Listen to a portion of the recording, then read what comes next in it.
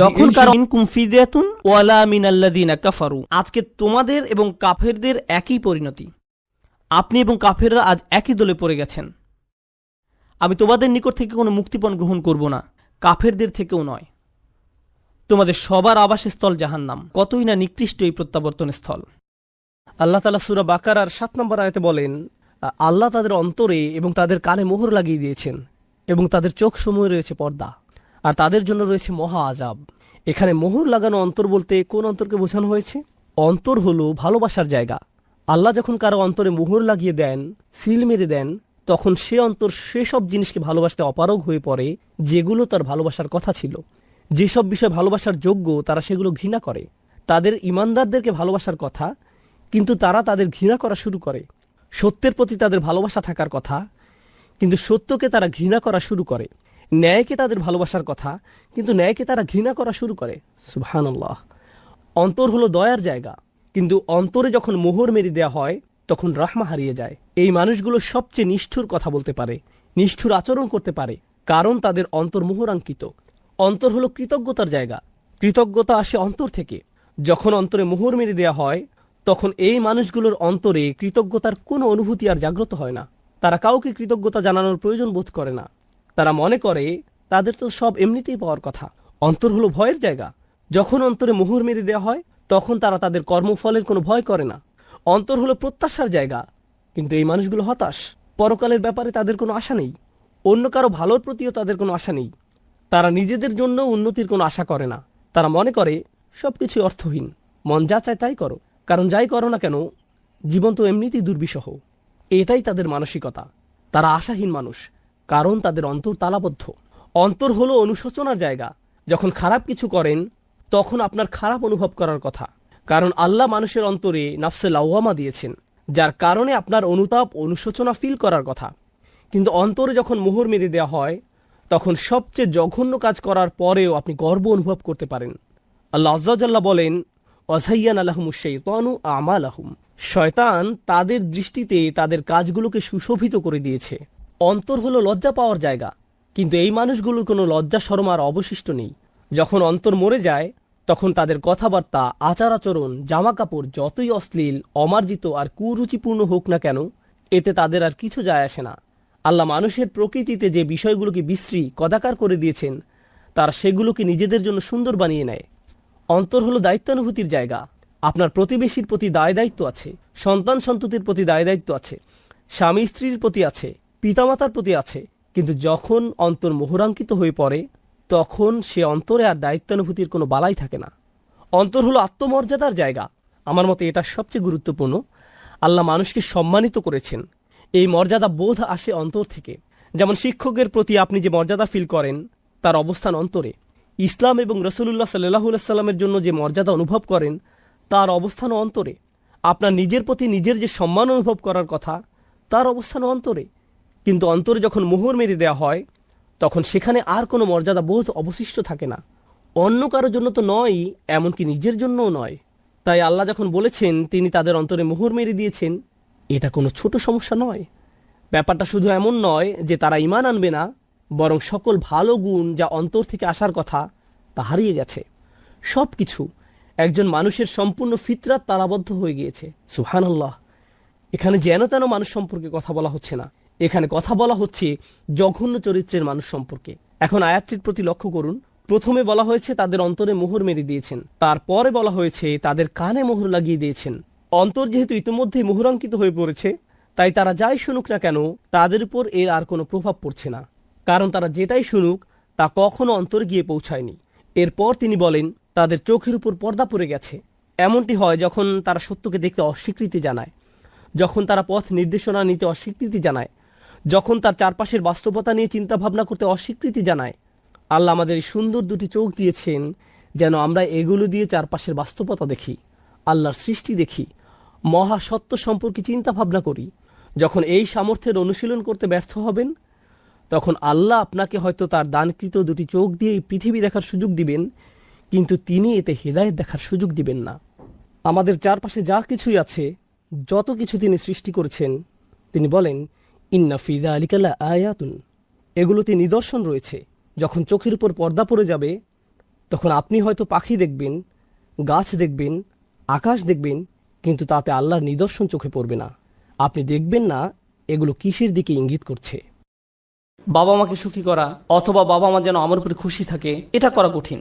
আর স্ত্রীকে খুশি করা, এটা নিয়ে কথা না বলাই ভালো। আসুন আমরা এটা নিয়ে কথা না বলি।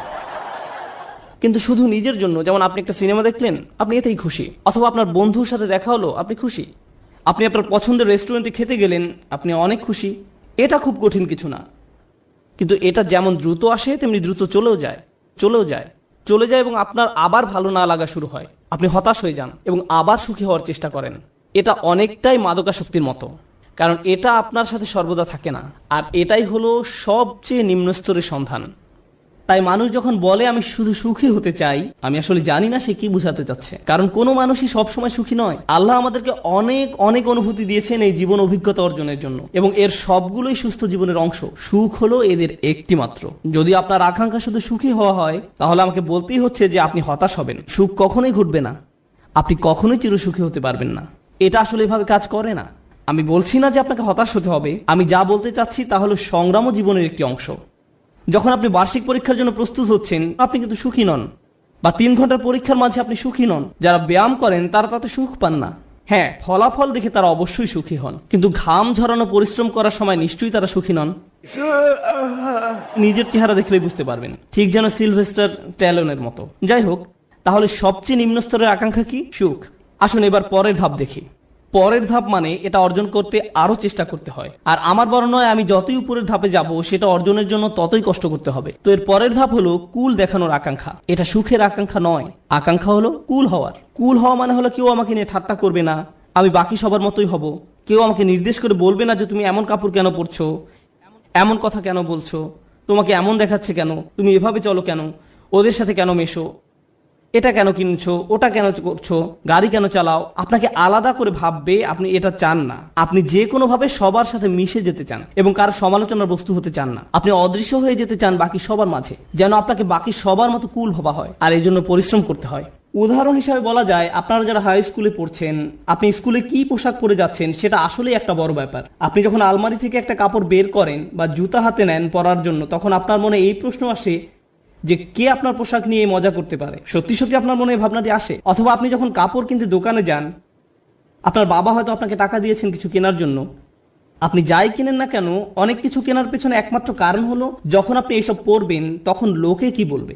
এটাই হলো কুল হওয়ার আকাঙ্ক্ষা। বাদ বাকি 10 জনের মাঝে মিশে যেতে হলে আপনাকে পরিশ্রম করতে হবে। এমন কিছু করা খুব সহজ যাতে মানুষ আপনাকে আজব ভাববে, কিন্তু বাকি সবার মতো চলতে গেলে কিছু কাজ করতেই হবে। অনেক তরুণকে এই জন্য নিজের পছন্দ বাদ দিতে হয়, তাদের এমন অভিনয় করতে হয় যা আসলে তারা নয়। আমি কিছু তরুণকে চিনি, ধরুন 14-15 বছর বয়স। একজনের কথা মনে আছে, সে বেসবল টুপি পরতো কারণ এটা তখন ফ্যাশন ছিল। তার প্যান্ট ঝুলে থাকতো। সে আমার কাছে এসে কান্না শুরু করলো। আমি তার কাছে বসলাম, আর সে আমাকে বলল, আমি এমন কাপড় পরতে পছন্দ করি না, আমি এটা ঘৃণা করি।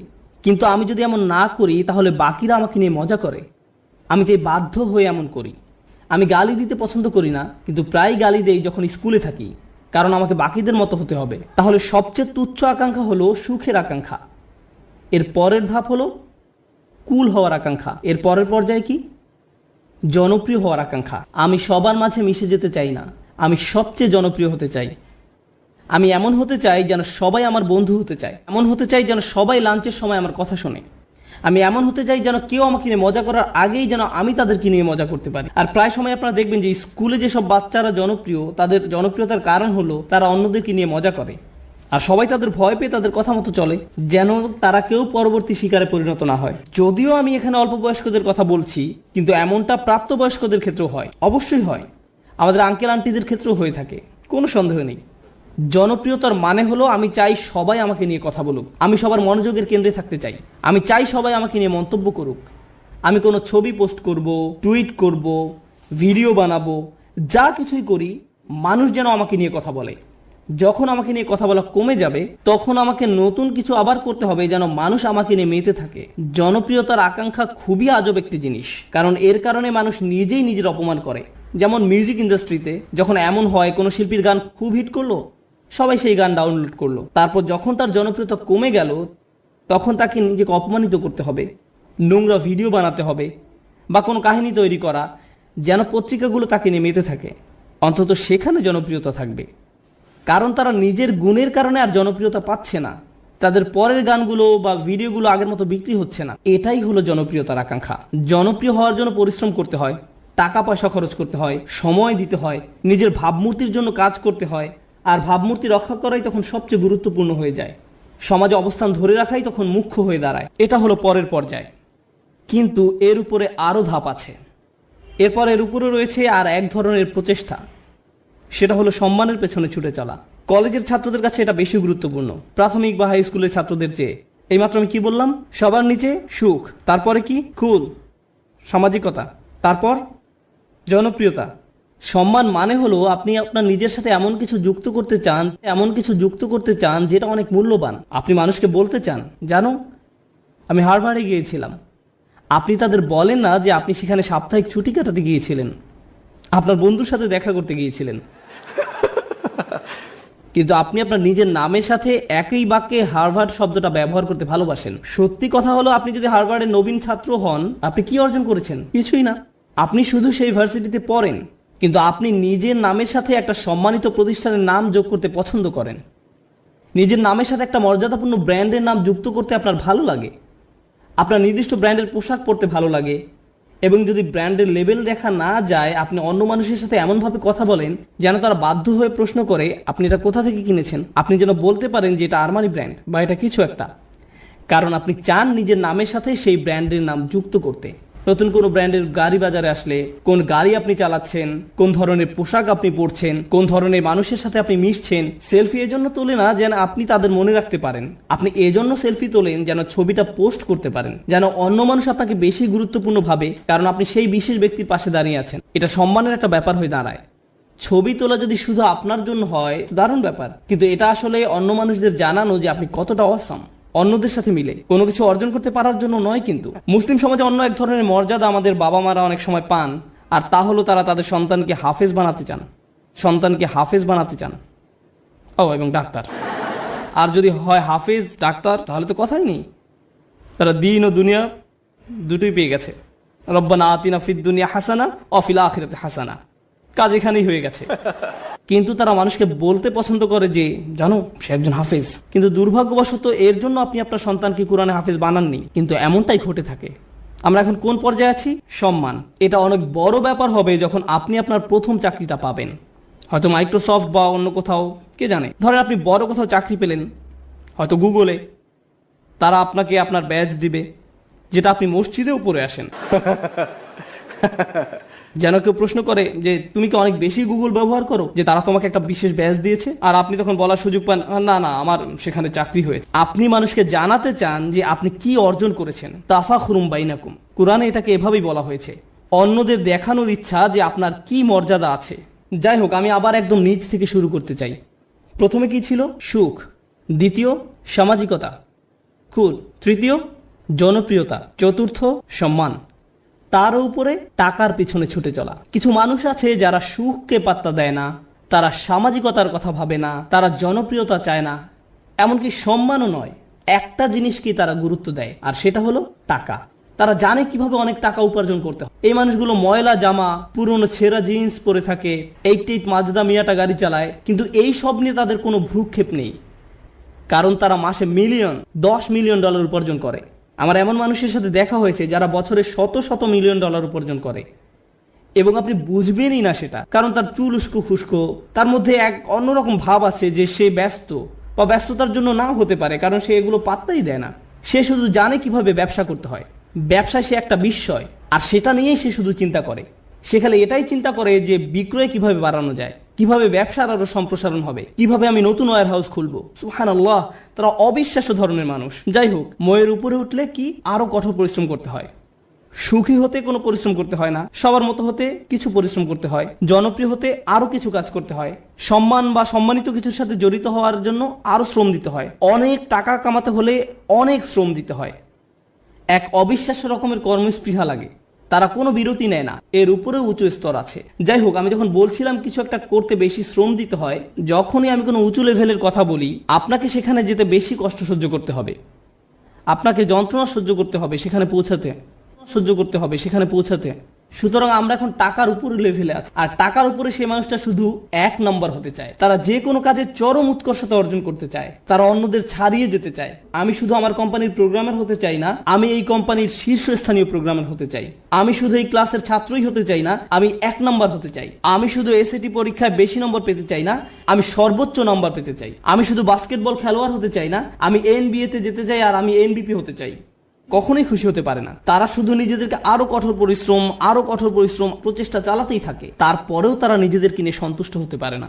এই ধরনের মানুষরা তাদের কাজে চরম উৎকর্ষ অর্জন করতে সক্ষম হয়, সেটা পড়াশোনায় হোক, শরীরচর্চায় হোক, বা অ্যাথলেটিক হোক, তাদের কর্মক্ষেত্রে, তাদের গবেষণা যাই হোক না কেন, তারা তাদের শীর্ষস্থান অর্জন করা চাই। তাদের 1 নম্বর হতে হবে। নিজেদের নিয়ে কখনোই খুশি হতে পারে না। তারা নিজেদেরকে কার সাথে তুলনা করে এটা জানা খুব গুরুত্বপূর্ণ। নিজেকে তারা গতকালকের সাথে তুলনা করে। তারা আর কাউকেই পাত্তা দেয় না, কারো দিকে তাকায় না। তারা জানে তারা আরো ভালো করতে পারে, তাই তারা কখনোই সন্তুষ্ট হতে পারে না। তারা কখনো কাজ না করে বসে থাকে না। তারা সব সময় বলতে থাকে আমাকে আরো কাজ করতে হবে,